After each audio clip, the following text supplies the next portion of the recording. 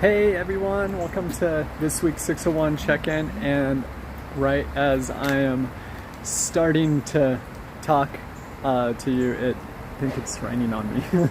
So I might have to relocate inside my office and not on my porch in just a moment. Anyways, so what's going on this next few weeks? So this Saturday is a Chalice Thrift work day, I believe, right? What day is this Saturday? I'm sure Ruth will come on in just a moment and put it in the comments. I should have double checked that before I got on.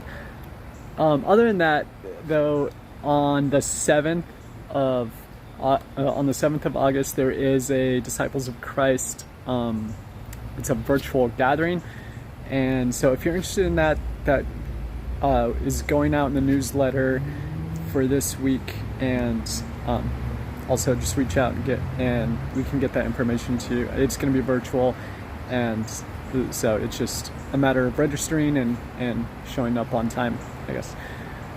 And that, I believe, is Pat is saying that it is this Saturday. So work day this Saturday for Child's Thrift.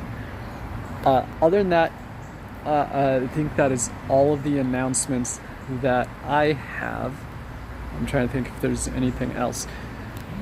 So yeah, this week we are having a guest speaker, and so I'm looking forward to that. He's another pastor in town.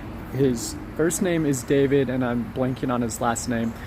And this is what you get whenever you don't write down your notes whenever you go live on Facebook. So, but I do know that continuing our Women of the Bible series this week, he will be talking about Sifra and Pua, who are the midwives in Exodus 1. And if you're unfamiliar with the story, Exodus starts with a new Pharaoh coming to power, and the Israelites living in Egypt after having to relocate there during the time of Joseph. They end up finding themselves in Egypt still, and this Pharaoh comes to power, and he doesn't know the history of the Israelite people and why they're there. And he gets concerned that there's too many of them, and gets concerned that they could revolt and have an uprising. So he tells the midwives of the Hebrew, or the Hebrew Israelite, the midwives to kill the babies whenever they're born. And so those two midwives, they end up disobeying the orders of the Pharaoh, and they don't kill the Hebrew babies. And this is the beginning story of the story of Moses in the book of Exodus. Anyways, these two ladies purposefully deceive the Pharaoh and tell the Pharaoh that these Hebrew women are just giving birth too quickly, and the babies are already born before they even get there. And the Pharaoh's apparently convinced enough that he is okay with it and lets him go.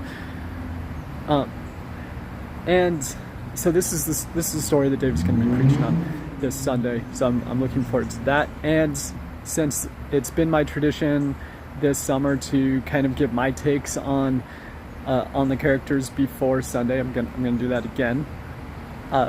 So it's interesting in ancient narratives, the tale of the trickster is actually really common, and it's a story of these people that wouldn't necessarily be known as these wise people tricking somebody who's supposed to be wise, so the king, and the story falls into that type of story.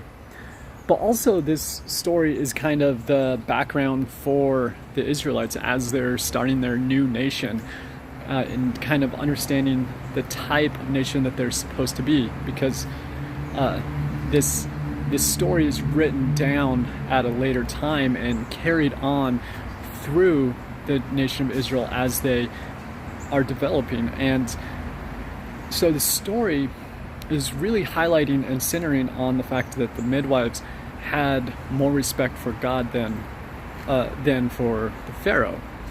And it's kind of this reiterating of the fact that as the nation of Israel is developing, that they're supposed to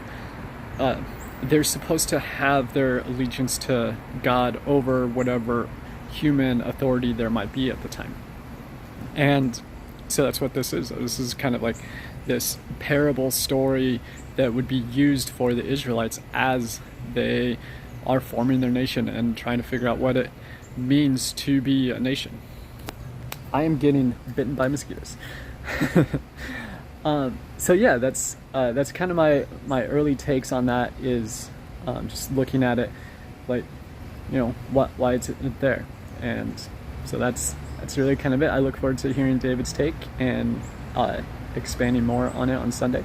So I look forward to seeing everyone there. Pat, thank you for checking in. Barbara, you too. I actually, I think, met Barbara for the very first time, even though she's been a long-time member and I've been at the church for months, but because of pandemic and everything, we actually hadn't met in person. We met virtually a few times, but so it's good. It was good to see you. And like I say all the other times, feel free to leave comments. I'll check them later and hit you up if you have any questions. And that's all I have. Have a good week.